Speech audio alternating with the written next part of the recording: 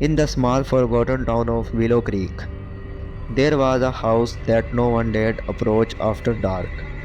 Locals called it the widow's house, a crumbling Victorian manor that stood alone at the edge of the woods.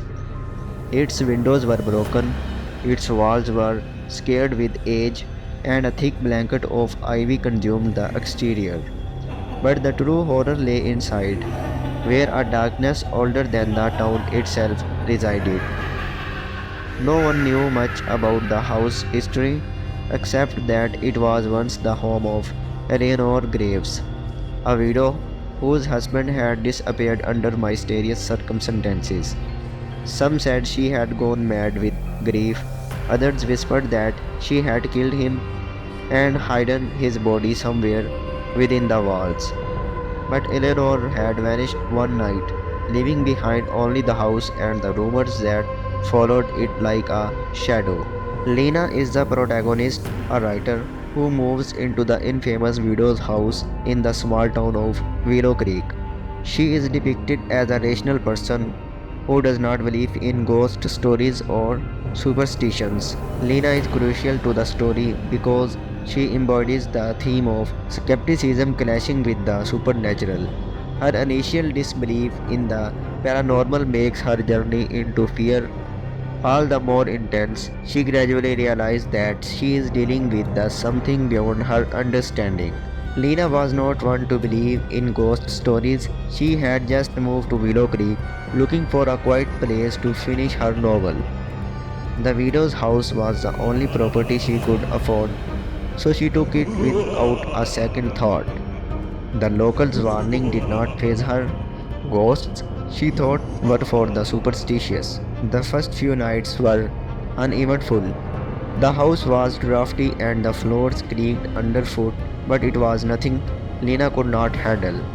She spent her days writing and her evening curled up by the fireplace with a cup of tea. But on the seventh night, something changed. It was midnight when Lena was jolted awake by the sound of footsteps. They were faint at first, like someone pacing just outside her bedroom door. She sat up in bed, straining to hear. The footsteps stopped. Silence. She shook her head, telling herself it was just the house settling. But then the sound returned. This time it was louder and it was coming from inside the room. Lena's heart pounded as she turned on the bedside lamp. The room was empty, but the footsteps continued circling around her. She could not see anyone. There was no one there, but the sound was unmistakable.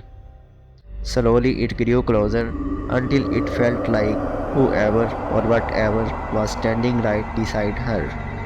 She bolted out of bed and ran to the door, fumbling with the lock in her panic. The footsteps followed her down the hall, growing heavier, more deliberate. Lena did not dare look back. She ran to the living room and grabbed the phone to call for her help. But the line was dead. The only sound was her raged breathing and the relentless footsteps behind her. Then, as suddenly as it had started, the sound stopped. Lena stood frozen in the middle of the room, the phone call still clutched in her hand. The house was quiet again, but the air felt thick with something malevolent. She turned slowly, scanning the room for any sign of an intruder. Nothing, but she could not shake the feeling that she was not alone. That night, Lena did not sleep. She sat in the corner of the living room with the lights on, waiting for the footsteps to return. They never did, but the silence was even more unnerving. The next morning, Lena decided to investigate. She was not going to be driven out of her new home by some imagined terror. Armed with flashlight, she ventured into the attic, the one place she had not explored yet. The attic was cold and musty, filled with old furniture and boxes of forgotten belongings. Dust hung in the air, swirling in the beam of her flashlight. As she rummaged, Through the boxes, she found an old leather bound journal. The cover was cracked and worn, and the pages were yellowed with age. The name Eleanor Graves was scrawled across the first page in faded ink. Lena's hand trembled as she began to read. The journal detailed Eleanor's descent into madness, her obsession with the idea that her husband had returned from the dead. She wrote of hearing footsteps in the night, of feeling his presence in the house. She described seeing his reflection in mirrors even he was nowhere to be found. The final entry was the most chilling. Eleanor wrote of how she had seen him away, trapped him in a place where he could never leave, but she never explained where that place was. Lena's breath caught in her throat. She had to get out of the house. She rushed downstairs, but as she reached the bottom step, she heard it again the footsteps. They echoed through the halls, louder and faster, as if something was chasing her. She ran for the door, but it would not budge. The windows were sealed shut. The footsteps were closing in, pounding against the floorboards like a heartbeat. She could feel the presence now, suffocating her, pressing down on her chest. Desperate, Lena grabbed a chair and smashed it against the window.